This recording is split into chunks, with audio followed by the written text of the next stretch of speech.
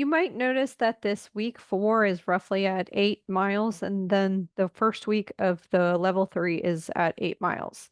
That's a really critical time at that, just after that 4 weeks, that we probably don't want to take a, a 10% increase.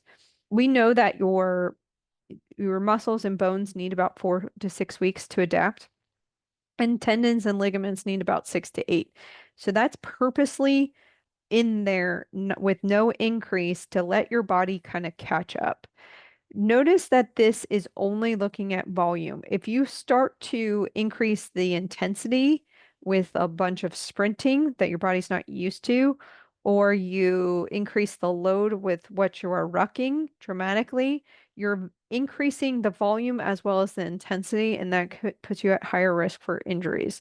So you got to monitor your plan. You might have this great plan, but you might need to scale it back and drop down and use this modified date because you maybe want to increase your sprinting, so we need to back off the volume increases.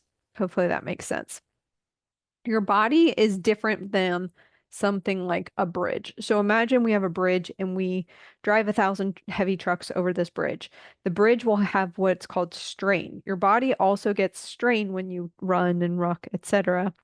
But what's different than the bridge is your body can get stronger from this, whereas a bridge only weakens over time. In order to make ourselves stronger, we need the right impulse or load on our bodies.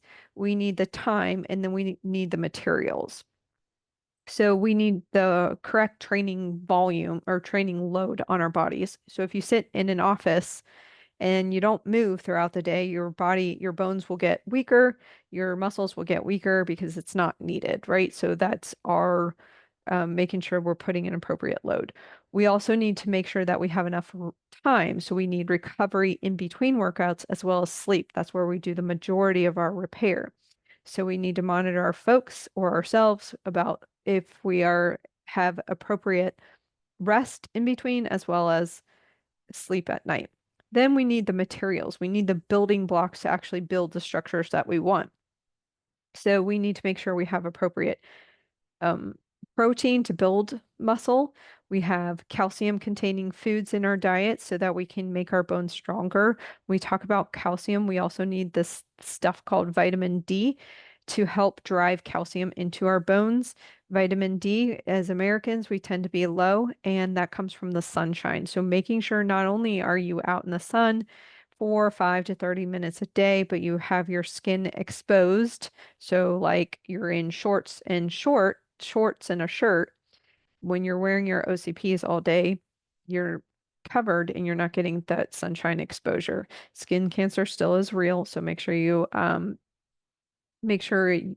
avoid the peak times and you dose this appropriately to you. If you have darker skin, vitamin D, its absorption is a little bit harder for you, so you might need a little bit more sunshine exposure than your lighter skinned colored friends. However, that melanin blocks you from getting skin cancer a little bit better than your lighter skinned friends. Also with vitamin D, Americans tend to be low across America. That's redundant. Americans tend to be low, but also those levels dip during the winter, so you might need to do some supplementation. You can get vitamin D from dairy products that have vitamin D added to them. Also, things like plant milks, they add vitamin D to eggs. And then salmon, those all have vitamin D as well. And also, so do mushrooms that are grown under UV light.